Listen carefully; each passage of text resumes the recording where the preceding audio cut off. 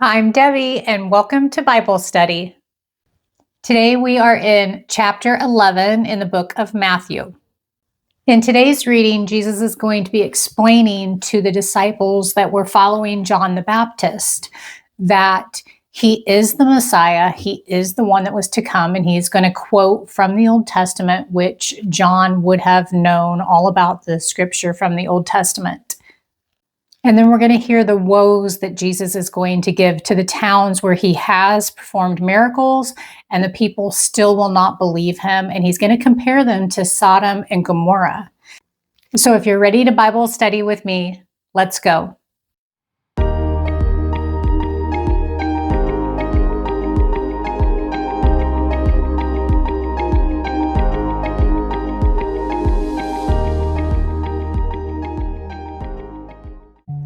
Dear Heavenly Father, we come to you with thanksgiving, and we ask that you give us knowledge, understanding, and wisdom as we study your word together today.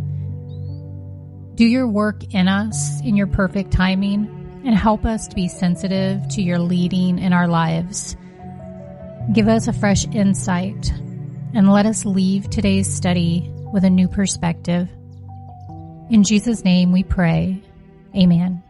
Chapter 11, verse 1. After Jesus had finished instructing his 12 disciples, he went on from there to teach and preach in the towns of Galilee. When John, who was in prison, heard about the deeds of the Messiah, he sent his disciples to ask him, "Are you the one who is to come, or should we expect someone else?" Though crowds were following Jesus and the disciples had been sent out as missionaries, not everything was going well. John had been put in prison by Herod. Herod had married his own sister-in-law, and John publicly rebuked Herod's flagrant sin. Verse 4, Jesus replied, "Go back and report to John what you hear and see.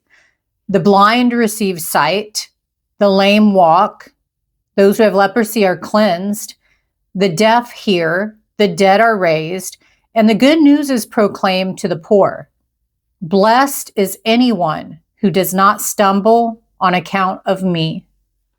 As John sat in prison, he began to wonder if Jesus really was the Messiah he was expecting. If John's purpose was to prepare people for the coming Messiah, and if Jesus really was that victorious Messiah, then why was Jesus not taking charge? And why was John in prison when he could have been out preaching to the crowds, preparing their hearts? Jesus answered John's doubts by quoting prophecies that John would have known and that were being fulfilled by Jesus, who was healing those who were blind, lame, deaf, or had leprosy. He was raising the dead and preaching the good news to the poor. With so much evidence, Jesus' identity was obvious. If you sometimes doubt your salvation, the forgiveness of your sins, or the progress of God's work in your life or in the world, look in Scripture at what Jesus did and reflect on the changes in your life. When you doubt, don't turn away from Christ, turn to him. Verse 7, as John's disciples were leaving, Jesus began to speak to the crowd about John. "What did you go out into the wilderness to see? A reed swayed by the wind? If not, what did you go out to see?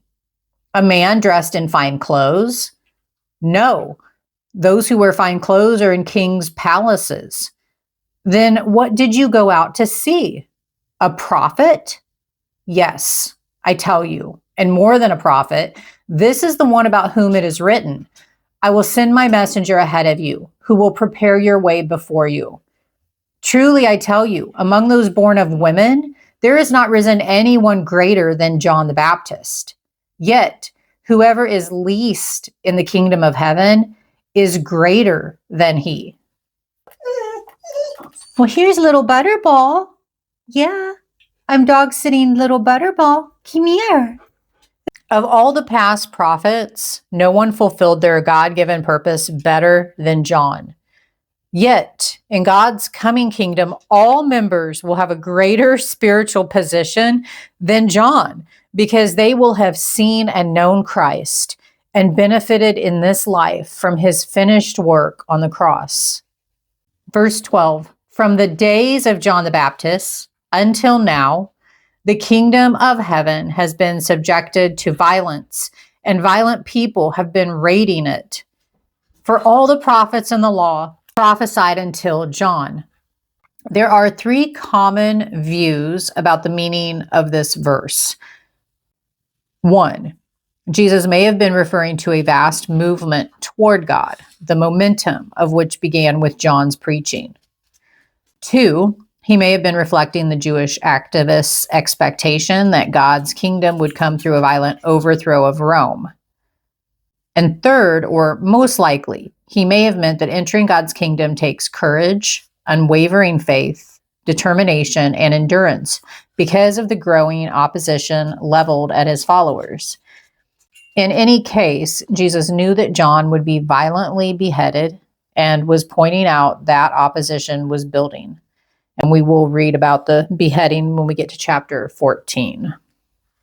Verse 14, and if you are willing to accept it, he is the Elijah who was to come.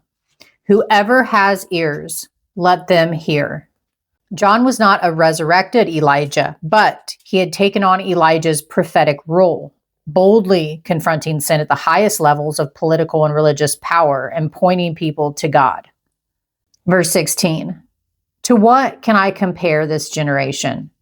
They are like children, sitting in the marketplaces and calling out to others.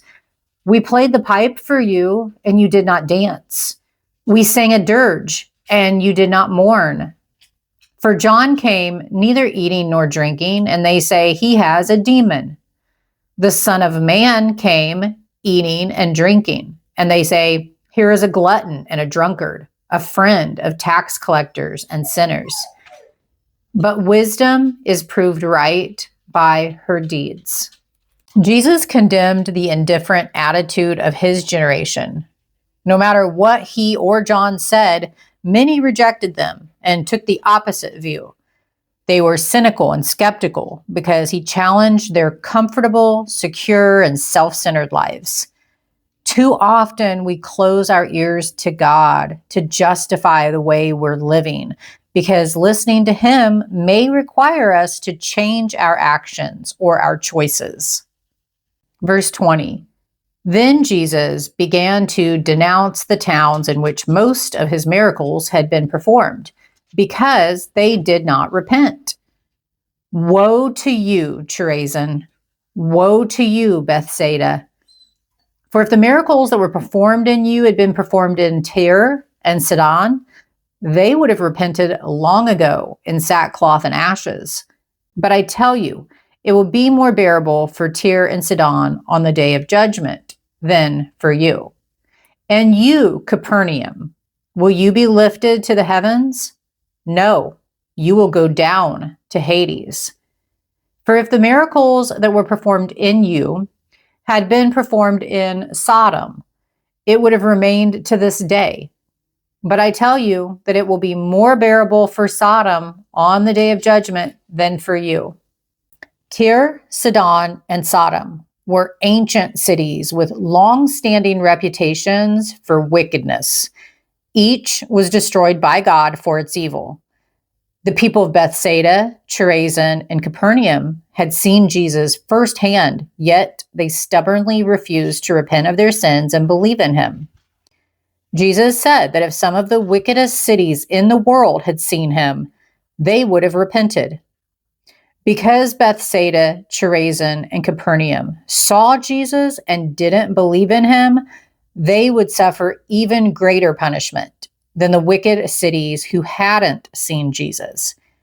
Similarly, nations and cities with churches on every corner and Bibles in every home will have no excuse on Judgment Day if the people do not repent of their sin and believe in Jesus. Verse 25. At that time, Jesus said, I praise you, Father, Lord of heaven and earth, because you have hidden these things from the wise and learned and revealed them to little children. Yes, Father, for this is what you were pleased to do.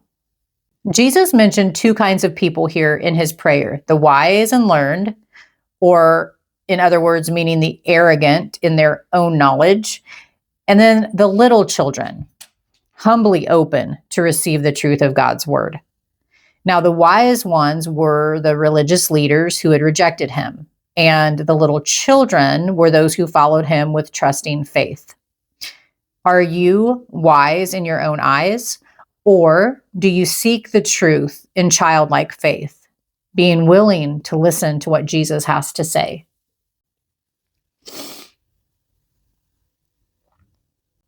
Verse 27, all things have been committed to me by my Father.